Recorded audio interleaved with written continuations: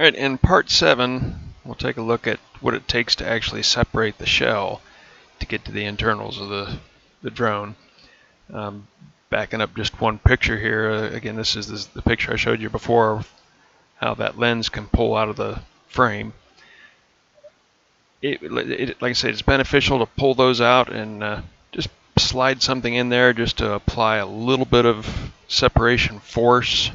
Unless you've got more than two hands like I do, that'll come in handy. There are also, as I pointed out before, these grounding straps, and they are, as they are, in the way. Not till later on in my project did I figure out if I just bent those up 90 degrees, it made, or would have made, getting the shell apart, and certainly did make getting the shell back together a whole lot easier without damaging anything. You'll also want to make sure all four of the antenna leads are disconnected.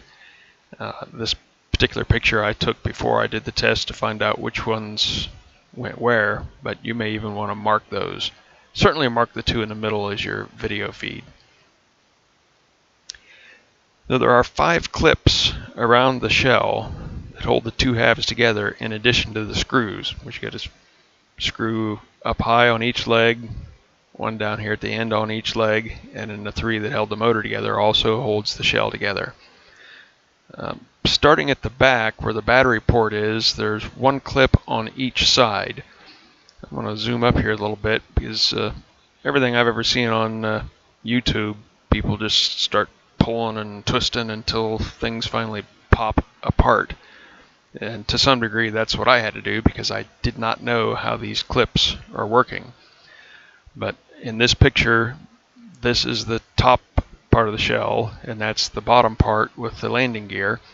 So just a little bit of force pushed in on the lower half will help those clips snap apart without breaking anything. On the front of the drone, there's a similar clip, but a little bit of force again on the bottom shell right in the middle will help snap that clip apart. These other clips here are just for alignment. They were a tight fit, but they don't really hold anything together. And the clip here, I believe this is, I guess this must be on the side. The 2 side clips are actually a dual clip, but they operate the same way. So again, just a little bit of force on the half of the shell with the landing gear helps pull those apart. And you can see here the 2 holes that those tabs went into. So again, just pushing in a little bit right here moves that part of the clip in to help disengage it from those fingers. Makes getting it apart a lot easier. Then there's the front clip. The front clip was just a single tab. Once you get the 2 halves of the shell separated, you can't pull them all the way apart until you get some wires disconnected. In the front there are 3 connectors. And, of course, not knowing for sure at the time, I wanted to make sure I had everything unhooked. You really only need to unhook the outer 2, and these are the harnesses that go down into the legs for the compasses. Same type of clip as what was on the gimbal, so again just a little bit of pressure right here and some downforce will pull those clips out.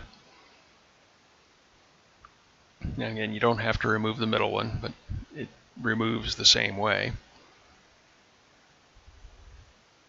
And once you get the 2 halves separated, again unhooking your antenna wires, that's what it will look like.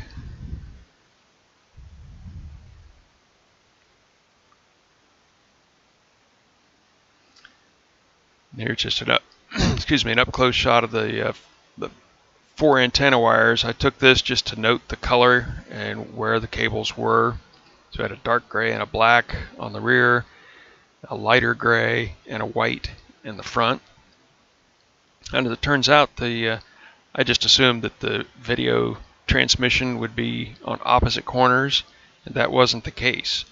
The 2 videos were on one side of the drone and the 2 receive were on the other side of the drone.